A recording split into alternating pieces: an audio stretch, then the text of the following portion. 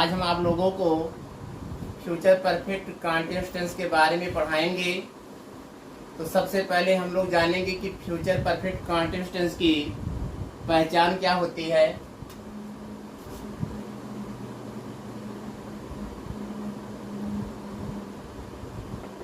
पहचान होती है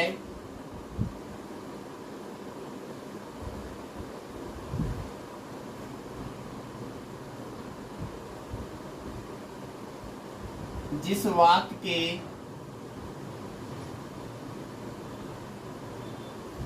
अंत में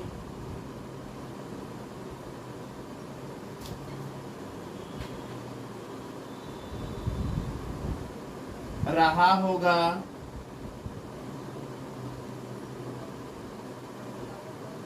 रही होगी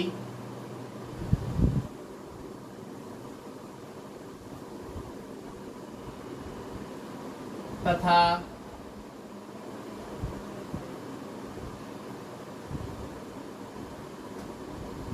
रहे होंगे। जिस वाक्य के अंत में रहा होगा रही होगी तथा रहे होंगे और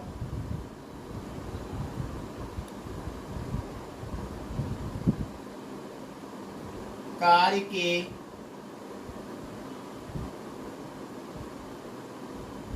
होने का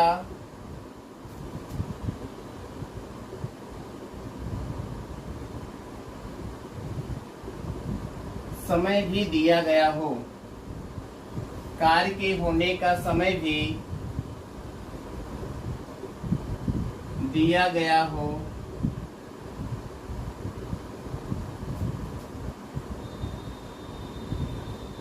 उसे फ्यूचर परफेक्ट कंटीन्यूअस टेंस कहते हैं।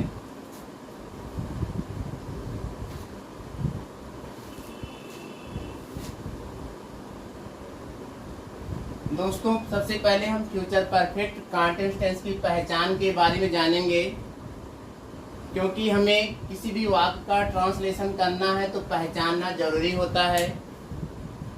तो फ्यूचर परफेक्ट कंटीन्यूअस टेंस की पहचान होती है, यहाँ पर हमने लिखा है कि जिस वाक्य के अंत में रहा होगा रही होगी तथा रहे होंगे और कार्य के होने का समय भी दिया गया हो, उसे फ्यूचर परफेक्ट कंटीन्यूअस टेंस कहते हैं। ये तो पहचान हो गई। अब इस टेंस की सहायक क्रिया की हम बात करेंगे, जिसको हम लोग कहते हैं हेल्पिंग वर्ब।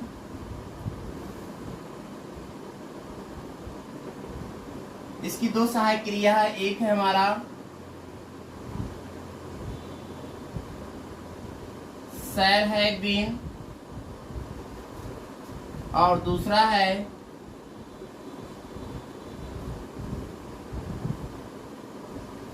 विल है बीन।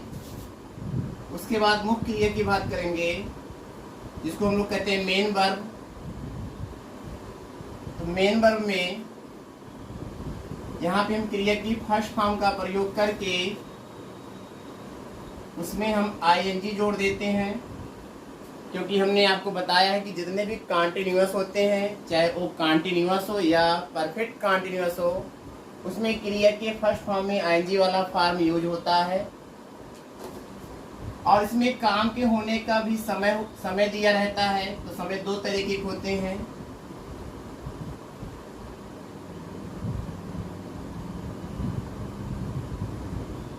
एक होता है निश्चित समय, इसको हम लोग इंग्लिश में कहते हैं पॉइंट ऑफ टाइम।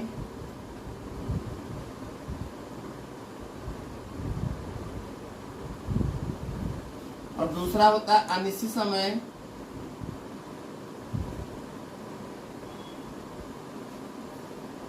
अनिश्चित समय इसको इंग्लिश में कहते हैं पीरियड ऑफ टाइम। दो तरीके का समय होता है। अब निश्चित समय के लिए हम लोग यहाँ पर सिंस का प्रयोग नहीं करेंगे, क्योंकि भविष्य में कोई भी समय निश्चित नहीं होता है, इसलिए फ्यूचर परफेक्ट कंटीन्यूअस टेंस में हम लोग सिंस का प्रयोग नहीं करेंगे। इसके स्थान पर से के लिए फ्रॉम का प्रयोग किया जाएगा, और अनिश्चित समय के लिए जिसको हम कहते हैं पीरियड ऑफ टाइम, इसके लिए हम लोग फार का प्रयोग करेंगे। कहने का मतलब कि जब पॉइंट ऑफ टाइम होगा तो सिंस का प्रयोग ना करके उसके स्थान पर हम लोग फ्रॉम का प्रयोग करेंगे, और जब समय हम लोग का अनिश्चित होगा जिसको हम लोग कहते हैं पीरियड ऑफ टाइम, उसके लिए हम लोग फार का प्रयोग करेंगे। सिंस का प्रयोग हम लोग प्रेजेंट परफेक्ट कंटीन्यूअस टेंस में करते हैं और पास्ट परफेक्ट कंटीन्यूअस टेंस में करते हैं, लेकिन फ्यूचर परफेक्ट कंटीन्यूअस टेंस में सिंस का प्रयोग नहीं किया जाता है। हमने आपको बताया कि भविष्य में कोई भी समय निश्चित नहीं है, इसलिए निश्चित समय के लिए हम सिंस का प्रयोग ना करके से के अर्थ में फ्रॉम का प्रयोग करेंगे, और अगर समय अनिश्चित है तो उसके लिए हम फार का ही प्रयोग करेंगे, जैसे हम लोग प्रेजेंट परफेक्ट कंटीन्यूअस टेंस में या पास्ट परफेक्ट कंटीन्यूअस टेंस में करते चले आ रहे हैं। अब हम लोग एग्जाम्पल के माध्यम से समझेंगे वाक्य को हल करना। तो सबसे पहले हम लोग असर्टिव सेंटेंस के बारे में पढ़ेंगे।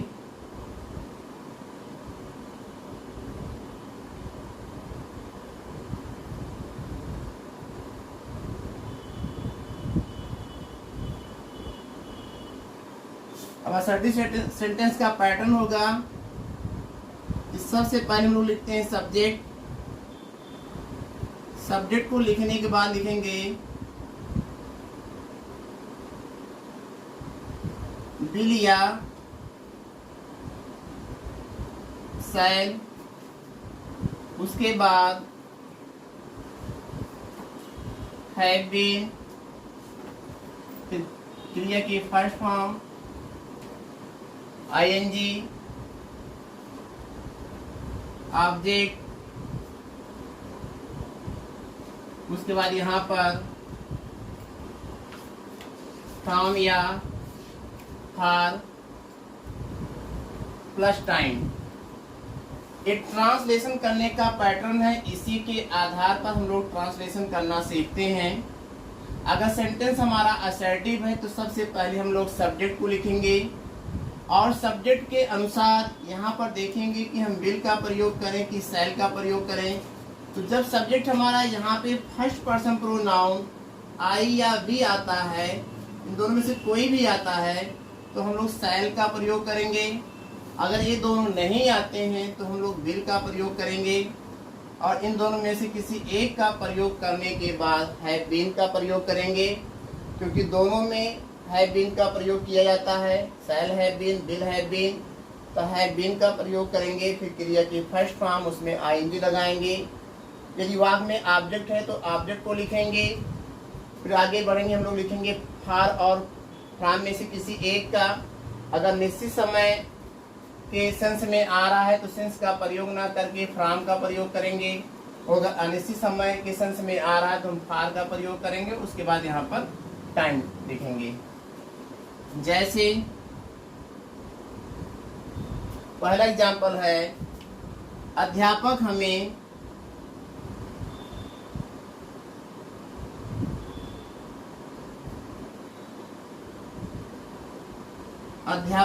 सुबह से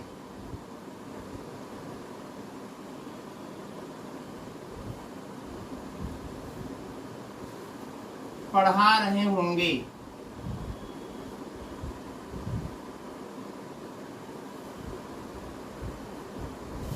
पहला सेंटेंस हमारा है अध्यापक हमें सुबह से पढ़ा रहे होंगे। तो आप देख रहे हैं कि यहाँ पर वाक्य के अंत में रहे होंगे भी आया हुआ है,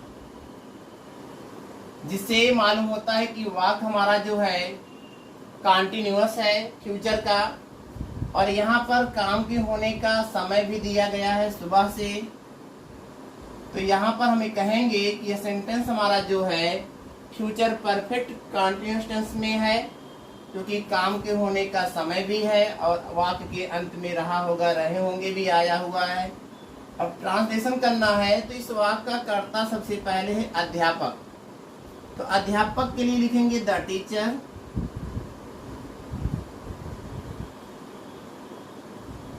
अब द टीचर के अनुसार हम लिखेंगे यहाँ पर विल। उसके बाद यहाँ पर हैव बीन लिखेंगे, the teacher will have been. अब अध्यापक की जो क्रिया है वो है पढ़ाने की, तो पढ़ाने का हम लोग लिखते हैं टीच। अब चूंकि कंटिन्यूअस है तो इसमें लगाएंगे आईएनजी टीचिंग। हमें पढ़ा रहे होंगे तो हमें का हो जाता है अस। अब यहाँ पे है सुबह से, तो सुबह से तो से के लिए हम यहाँ पर सिंस का प्रयोग ना करके फ्रॉम का प्रयोग करेंगे, फ्रॉम मॉर्निंग। क्योंकि मॉर्निंग जो है पॉइंट ऑफ टाइम है, निश्चित समय है। और हम लोगों ने पढ़ा है कि प्रेजेंट परफेक्ट कंटीन्यूअस टेंस और पास्ट परफेक्ट कंटीन्यूअस टेंस में कि निश्चित समय के लिए हम लोग सिंस का प्रयोग करते हैं, क्योंकि सुबह से निश्चित समय है। लेकिन यहाँ पर हम लोग सिंस का प्रयोग ना करके सिंस के स्थान पर फ्रॉम का प्रयोग करेंगे। दूसरा एग्जाम्पल,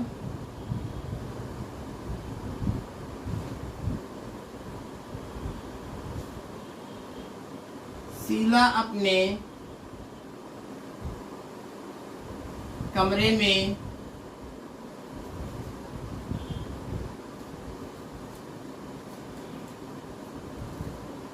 दो घंटे से नाच रही होगी।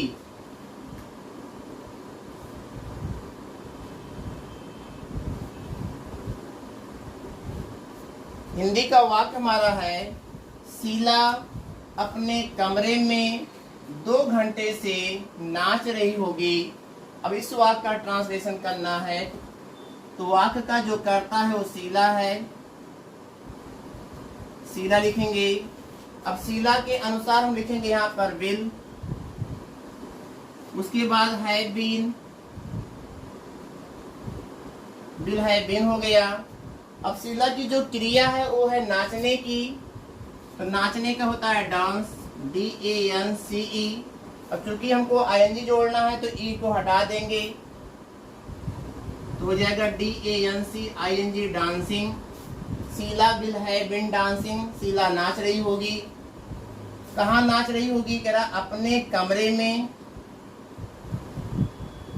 अपने कमरे में, तो कमरे में के लिए लिखेंगे इन, अपने का लिखेंगे हर, इन हर रूम, अपने कमरे में। और काम के होने का भी समय यहाँ पर दिया गया है 2 घंटे से। तो 2 घंटे से हमारा जो है अनिश्चित समय है, जिसको हम पीरियड ऑफ टाइम कहते हैं। इसके लिए हम लिखेंगे यहाँ पर फॉर 2 आवर्स।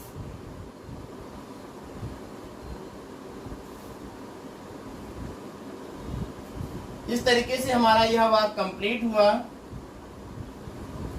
अब हम लोग पढ़ेंगे असर्टिव सेंटेंस का नेगेटिव वाक्य।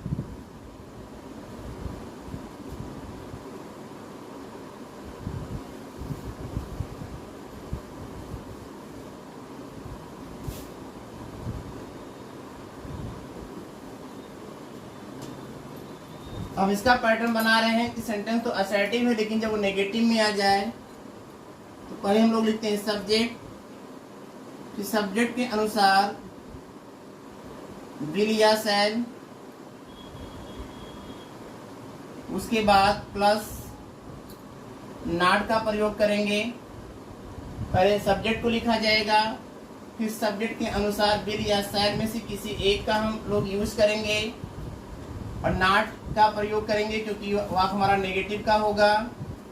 उसके बाद हैव बीन, फिर क्रिया के फर्स्ट फॉर्म में आएंगी। ऑब्जेक्ट तो ऑब्जेक्ट को लिखेंगे, फिर यहाँ पर फ्रॉम और फॉर में से किसी एक का प्रयोग करेंगे और अंत में टाइम।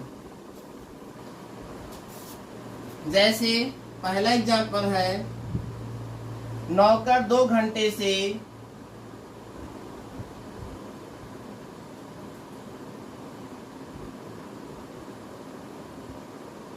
नौकर 2 घंटे से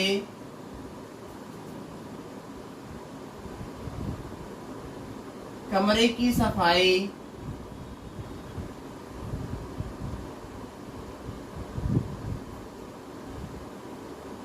नहीं कर रहा होगा।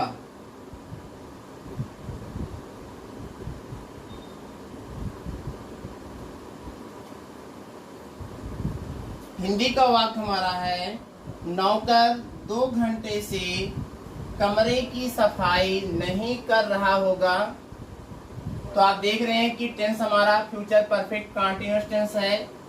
यहाँ पर रहा होगा आया है, काम के होने का समय भी दिया गया है, और वाक्य हमारा नेगेटिव है, यहाँ पर नहीं आया हुआ है। अब हमको इसका ट्रांसलेशन करना है, तो सबसे पहले कर्ता लिखेंगे। कर्ता है नौकर, तो यहाँ पर लिखेंगे द सर्वेंट। अब द सर्वेंट के अनुसार लिखेंगे यहाँ पर हम विल। वाक्य नेगेटिव है तो नॉट, विल नॉट, उसके बाद have been. The servant will not have been. सफाई करना, सफाई करने को होता है क्लीन, इसमें आईएनजी जोड़ देंगे, क्लीनिंग हो जाएगा। कमरे की, the room, cleaning the room. तो the servant will not have been cleaning the room. नौकर कमरे की सफाई नहीं कर रहा होगा। फिर कह रहा है 2 घंटे से, तो 2 घंटे से हमारा पॉइंट ऑफ टाइम नहीं, पीरियड ऑफ टाइम है, तो लिखेंगे फॉर 2 आवर्स और फुल स्टॉप लगा देंगे। इस तरीके से हमारा सेंटेंस कंप्लीट हो जाएगा। दूसरा एग्जाम्पल,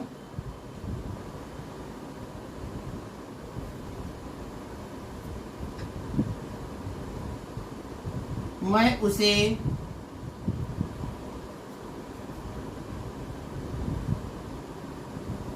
4 बजे से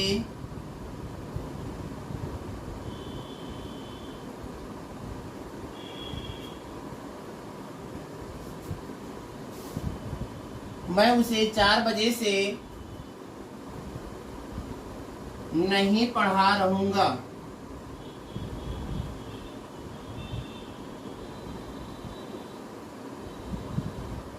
अगला सेंटेंस हमारा है, हम उसे 4 बजे से नहीं पढ़ा रहे होंगे। अब इस वाक्य का हमें ट्रांसलेशन करना है, तो वाक्य का कर्ता यहाँ पर हम है, तो हम के लिए लिखेंगे वी, और बी के साथ लगाएंगे शैल। वाक्य नेगेटिव है तो not, have been. We shall not have been. पढ़ाने का टीच, तो आईएनजी जोड़ेंगे टीचिंग। उसे का लिखेंगे हिम या हर। तो we shall not have been teaching him.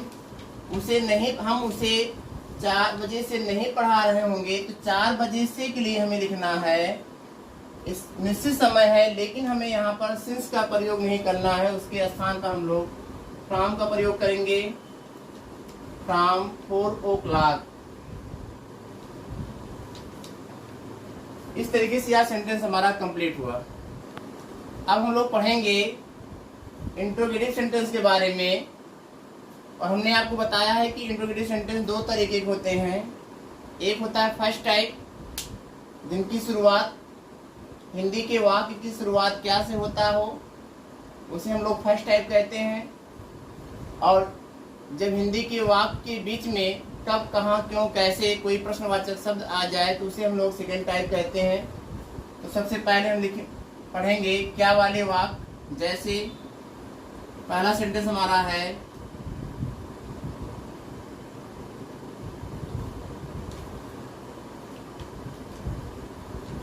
क्या लड़कियां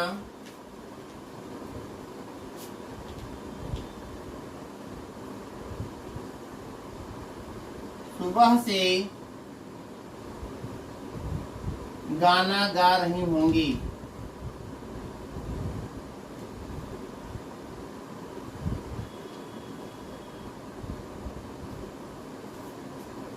अब हम लोग को इस वाक्य का ट्रांसलेशन करना है। तो आप देख रहे हैं कि यह सेंटेंस हमारा इंट्रोगेटिव फर्स्ट टाइप है, क्योंकि वाक्य के अंत में क्वेश्चन मार्क लगा हुआ है। और वाक्य की शुरुआत क्या है, तो सबसे पहले हमें विल या शैल में किसी एक का यूज करना है सब्जेक्ट के अनुसार। सब्जेक्ट है लड़कियां, तो इसके अनुसार लिखेंगे यहाँ पर हम will the girls, will the girls. उसके बाद हैव बीन, फिर क्रिया यहाँ पर है गाने की, तो गाने का होता है सिंग, इसमें आईएनजी लगा देंगे, सिंगिंग हो जाएगा। Will the girls have been singing, क्रिया यहाँ पर है गाने की, उसके बाद ऑब्जेक्ट यहाँ पर है गाना, तो गाने पर हो जाएगा the song. The will the girls have been singing the song. उसके बाद यहाँ पर समय दिया सुबह से, यहाँ हम लिखेंगे फ्रॉम मॉर्निंग और अंत में लगाएंगे क्वेश्चन मार्क। इस तरीके से हम लोग फर्स्ट टाइप इंट्रोगेटिव सेंटेंस का ट्रांसलेशन करते हैं। दूसरा एग्जांपल,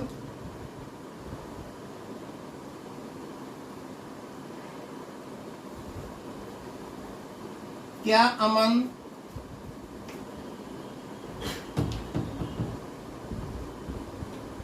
तुम्हें अपनी किताब,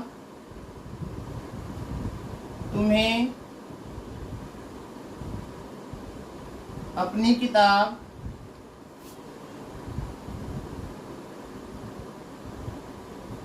2 दिन से नहीं दे रहा होगा?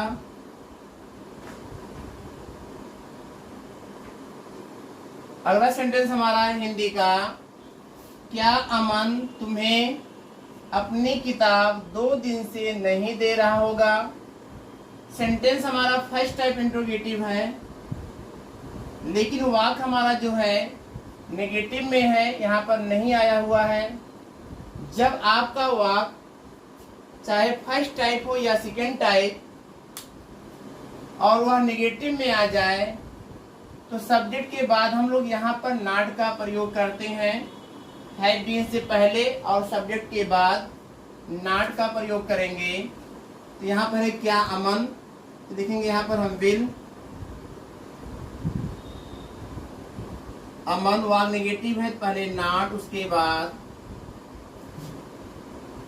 Have been. Will Aman not have been, देने को होता है गिव, इसको लिखेंगे गिविंग। तुम्हें का यू, अपनी किताब, अपनी किताब के लिए अमन के अनुसार अपने के लिए लिखेंगे यहाँ पर his book. Will Aman not have been giving you his book 2 दिन से, यहाँ लिखेंगे फॉर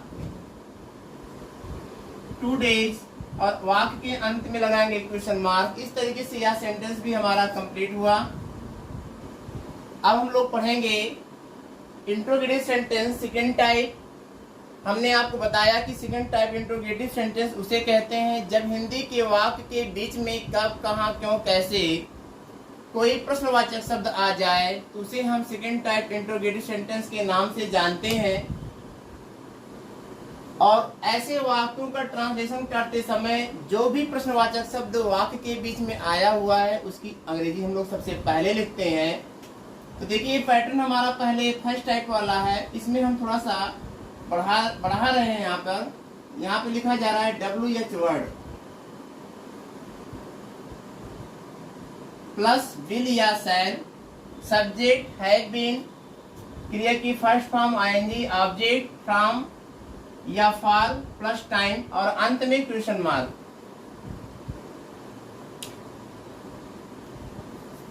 जैसे हमारा पहला सेंटेंस है,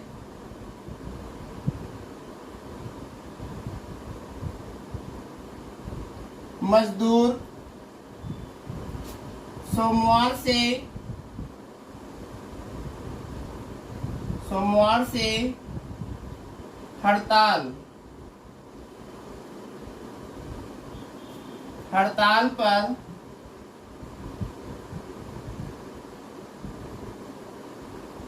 क्यों जा रहे होंगे।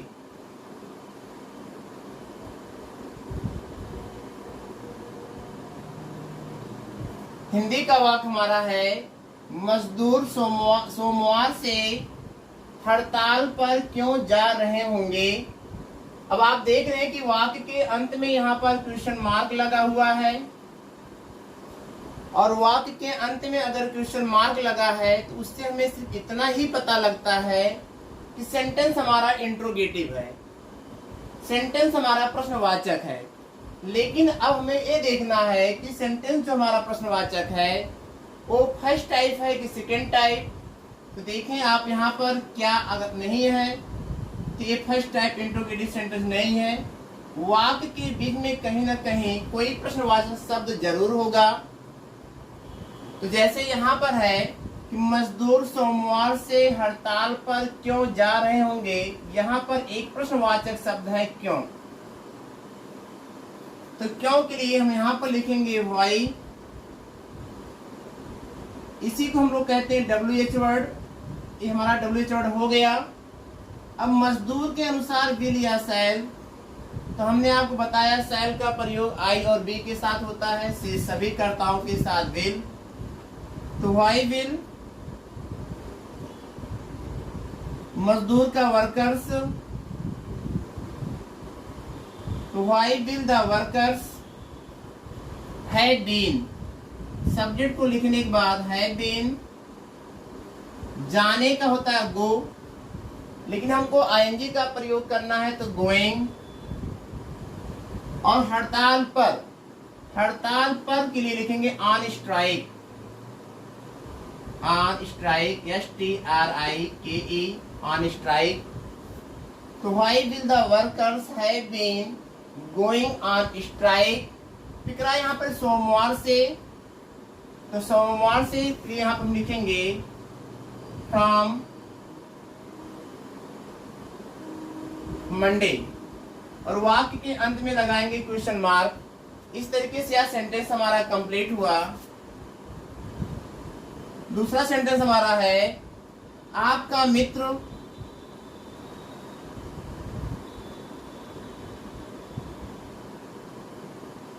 आपका मित्र 4 वर्ष से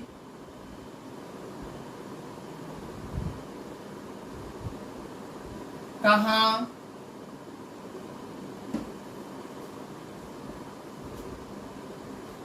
रह रहा होगा।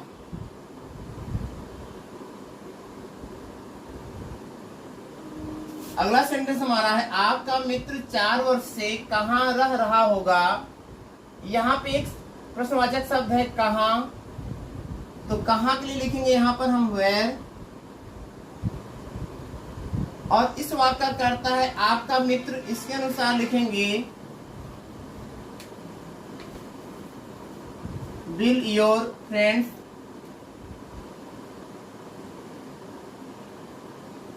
उसके बाद हमको सब्जेक्ट को लिखने के बाद हैव बीन का प्रयोग करना है, तो हैव बीन का प्रयोग कर लिया गया। रहने का होता है लिव, इसमें आईएनजी जोड़ेंगे तो लिविंग हो जाएगा। तो where will your friend have been living 4 वर्ष से आपका पीरियड ऑफ टाइम है, अनिश्चित समय है, इसलिए लिखेंगे यहाँ पर हम फॉर 4 years, और वाक्य के अंत में लगाएंगे क्वेश्चन मार्क। इस तरीके से यह सेंटेंस हमारा कंप्लीट हुआ।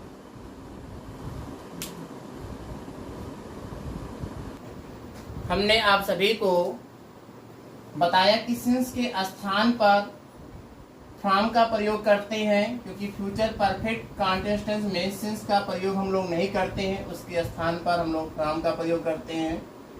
एक बुक है लूसेंट की बुक के अनुसार जो है पेज नंबर 110 पर ये बताया गया है कि फ्यूचर परफेक्ट कॉन्टिन्यूअस टेंस में हम लोग सिंस का प्रयोग नहीं करते हैं, उसके स्थान पर फ्रॉम का प्रयोग करते हैं। आज के लिए बस इतना ही, धन्यवाद।